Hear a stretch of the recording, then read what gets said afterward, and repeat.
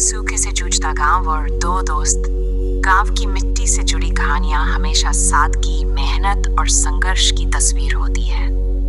ये कहानी भी एक ऐसे गांव की है जहां जिंदगी सूखे की आग में झुलस रही थी। वह गांव जहां कभी हरियाली लहलहाती थी, अब सूखी धरती और मुरझाए पेड़ों का मंजर पेश कर रहा था। कभी यहाँ सुबह होते ही खेतों में किसानों के गीत गूंजते थे, औरतें चक्की पीसते समय लोकगीत गाती थी और बच्चे तालाब में नहाते थे। कुएं पानी से भरे रहते और शाम को बुजुर्ग पेड़ों के नीचे बैठकर किस्से कहानियां सुनाते थे। लेकिन वह दिन अब बीत चुके थे। लगातार 3 साल से बारिश न होने के कारण सब कुछ बदल चुका था।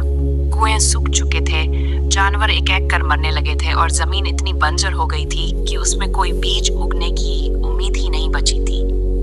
कई किसान अपनी जमीन बेचकर शहर जा चुके थे। जो बचे थे वे रोज जीने और मरने के बीच झूल रहे थे। इसी गांव में रहमत और फरहान नाम के 2 दोस्त रहते थे। दोनों बचपन से साथ थे और हमेशा एक दूसरे का सहारा बने रहते थे। रहमत एक मेहनती किसान था जो दिन रात अपनी जमीन से जुड़ा रहता था। वह हर साल बारिश की उम्मीद में बीज बोता, मगर हर साल की तरह इस बार भी जमीन ने कुछ नहीं उगाया। फरहान एक मजदूर था जो कभी लकड़ियां काटकर बेचता, कभी किसी के खेत में काम करता। लेकिन जब जमीन ही बंजर हो गई तो मजदूरी कहाँ से मिलती? उसका छोटा सा कच्चा मकान दिन ब दिन ज्यादा जर्जर होता जा रहा था और उसके बच्चे भूख से बिलख रहे थे। एक दिन फरहान काम की तलाश में दूसरे गांव गया, मगर खाली हाथ लौट आया।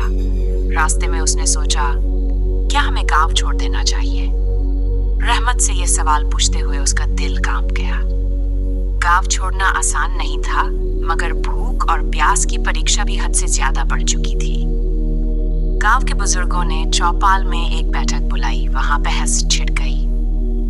ये जमीन हमारी माँ की तरह है, हम इसे कैसे छोड़ सकते हैं?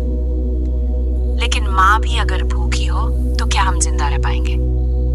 रहमत चुपचाप सब कुछ सुन रहा था। उसे अपनी माँ की बातें याद आ गईं जो हमेशा कहा करती थी, कभी हिम्मत मत हारना बेटा, जमीन बेवफा नहीं होती, इंसान बेसब्र हो जाते हैं। रात भर गांव के लोग बहस करते रहे, मगर कोई नतीजा नहीं निकला। कुछ लोगों ने तय किया कि वे गांव छोड़कर कहीं और नई जिंदगी शुरू करेंगे, जबकि कुछ ने कहा कि वे हर हाल में यहीं रुकेंगे। फरहान का दिल भी डगमगा रहा था। उसकी पत्नी ने कहा, हमें अपने बच्चों के लिए कुछ करना होगा, वरना वे मर जाएंगे। अगली सुबह रहमत अपने खेत में गया और मिट्टी को मुट्ठी में भरकर जोर से बंद कर लिया। सूखी मिट्टी उसकी उंगलियों से झर गई, जैसे वक्त की रेत किसी के हाथ में नहीं ठहरती। उसने आसमान की तरफ देखा और कहा, ए खुदा, अगर हमें बचाने वाला कोई नहीं तो हमें मिटाने वाला भी कोई नहीं। अचानक तेज हवा चलने लगी। आसमान में बादल इकट्ठे होने लगे। रहमत की आंखों में एक उम्मीद जगी, मगर वह जानता था कि यह सिर्फ धोखा भी हो सकता है, जैसे कई बार पहले हुआ था। कुछ दिन बीत गए और फिर एक रात बिजली कड़कने लगी। लोग घरों से बाहर निकलकर आसमान की ओर देखने लगे। फिर अचानक बारिश होने लगी। गांव के बच्चे खुशी से उछल पड़े। औरतों ने खुदा का शुक्र अदा किया और मर्द अपनी जमीन की ओर दौड़ पड़े, जैसे सालों से सूखे सपनों को पानी मिल गया हो। रहमत और फरहान ने एक दूसरे को देख। उनकी आंखों में आंसू थे, मगर ये खुशी के आंसू थे। बारिश कई दिन तक होती रही और जमीन ने जैसे फिर से सांस लेना शुरू कर दिया। रहमत ने खेत में हल चलाया और पहली बार जमीन ने बीज कबूल कर लिए। फरहान ने भी तय किया कि अब वह मजदूरी के बजाय गांव वालों के साथ मिलकर ऐसा इंतजाम करेगा कि भविष्य में फिर कभी ऐसा सूखा ना आए। गांव वालों ने एक छोटा तालाब बनाने का फैसला किया, जिससे बारिश का पानी बचाकर रखा जा सके। कुछ महीनों बाद खेतों में हरियाली छा गई, कुओं में पानी लौट आया और गांव में फिर से रौनक आ गई। जो लोग गांव छोड़कर जा चुके थे वे भी वापस लौटने लगे। एक दिन रहमत ने फरहान से कहा, हम जीत गए दोस्त।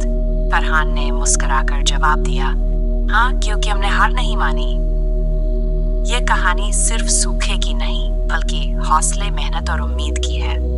मुश्किलें आती हैं, मगर जो धैर्य और हिम्मत से काम लेते हैं, उनके लिए हमेशा कोई ना कोई रास्ता निकल ही आता है।